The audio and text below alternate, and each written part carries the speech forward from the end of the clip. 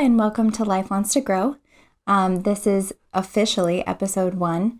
As I said in the intro, we're starting right in the middle, or this video series is starting right in the middle of things. But I'm going to take it back to December of 2019. And that's not when we started trying, but that's kind of like the first significant event in our fertility journey. So my husband and I have been together for like 14 years. We're high school sweethearts. We got married about 3 years ago.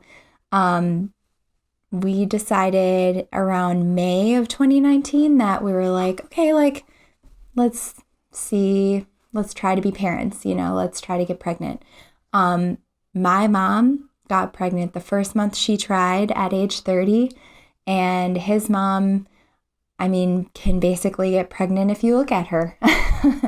She has 6 healthy children, and my mom has 2. And so we thought this is going to be quick, it's going to be easy, it's going to be fun. We told, our close circle of friends we're trying, and there was a lot of excitement.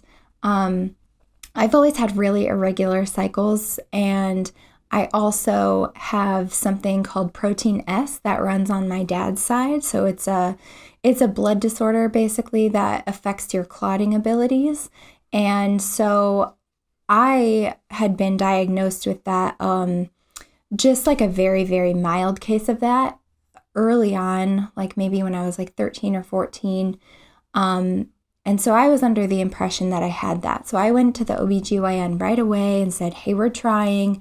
I want to get my blood tested. I've been told I have this blood disorder. I don't have that blood disorder. I either grew out of it, or just the science from when I was 13 till now has kind of caught up with us, and they have more sensitive testing for it now. So that was a relief. I was so excited. I was like, okay, I just have to get my cycles to be a little bit more regular. And, we're a few months into the journey at this point, not stressing too much, but I was getting frustrated because my cycles were, 40 days, 50 days, super long. I wasn't ovulating. I got really busy with work over the fall, and then in December of 2019, I had this really bad pain in my abdomen, enough to make me vomit. Like, it was so bad, and I knew it was the middle of my cycle, so I knew that it didn't have anything to do with pregnancy. I assumed that it had something to do with ovulation. So I contacted my OBGYN. She sent me to the emergency room because she was worried that it was appendicitis. It turns out it was just a cyst, and it seemed to have ruptured since I had a little bit of fluid in my abdomen. So I went into her to follow up after that, and she basically said, do you want to worry about the pain, or do you want to worry about getting pregnant? And for me, the pain was pretty bad that time, and it kind of persisted for a little while, but I was more concerned with, hey, I want a baby. Now that we've decided, I want to focus on that. So we did the, cycle day 3 testing, and I went to go have a hysterosalpingogram. And the day 3 testing came back normal for the most part, which was great. But I went to go have the hysterosalpingogram, and I went to an IVF office, and it was a male doctor that I'd never met before. I was really nervous. It was a really uncomfortable situation. The male doctor was just a little bit, I don't have anything against male doctors, for the record, but this particular man just didn't really seem to have a whole lot of empathy for my nerves, which is fine. But there was also a medical student in the room, and so what they do in a hysterosalpingogram is you're on the table and they inject dye into your vagina to see how it flows through your fallopian tubes. If you've never had the pleasure of having one, they're relatively unpleasant, especially if you have tubal issues.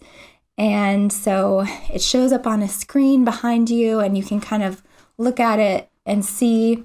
And for me, the doctor started injecting the dye, and it was very uncomfortable. I was in a lot of pain, and he had said, say something if you're in pain. And I was like, that really hurts. And he said, I've only injected 1 cc of dye into you, and acted like I shouldn't have said anything. And so I was uncomfortable, so I didn't say anything the rest of the time. And it was very short procedure, maybe just a few minutes, but it felt like forever because it was very uncomfortable. And I am laying there, and the doctor comes up to me and says, do you have a history of chlamydia or gonorrhea? And I was like, no. As I said before, my husband and I have been together since high school. We've only ever been together. And so I was really shocked to have that question asked of me. And his response was just, oh, that's strange. You should follow up with your OBGYN and take these antibiotics for the next 10 days. And I was like, what does that mean? So immediately I go down to my car, I call my husband, I tell him, what the doctor had asked me. And I was like, I don't know what this means. I was crying. I was like, this is so confusing. So I did a whole bunch of Googling, and on that was on a Monday, I think. And that Friday, I went in to see my doctor, and she confirmed everything that I had Googled. I had what's called a hydrosalpinx in my left tube, and my right tube was open, but it had kind of an unusual shape to it.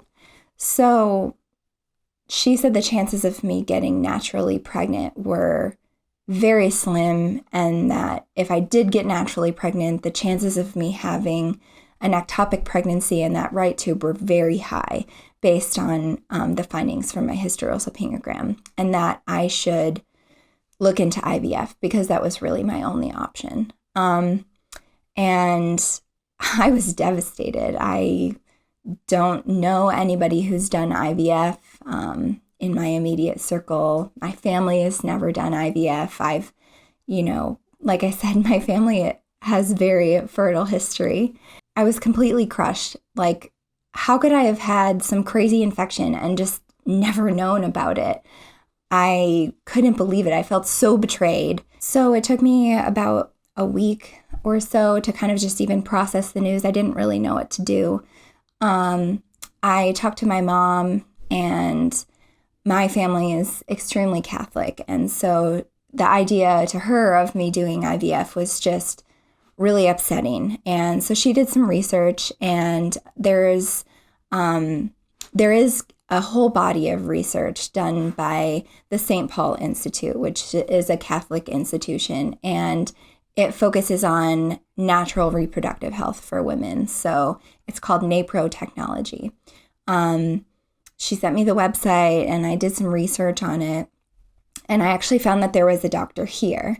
I'm not a practicing Catholic, but IVF still to this day is a very just scary thing to me. I wasn't ready for it at the time, and I'm still not sure I'm ready for it now.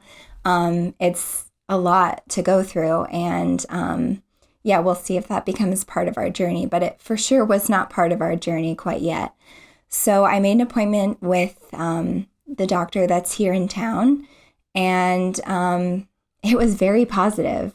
So she said to me that my hopes were high, and, I'm not infertile at this point because it hasn't been a year that we'd been trying, and that, yes, there was the possibility of me having an ectopic pregnancy, but that she could do surgery to help with the left tube that had the hydrosalpinx, and that hope was not all lost. So this is February of 2020, and that's where I'll leave you at today.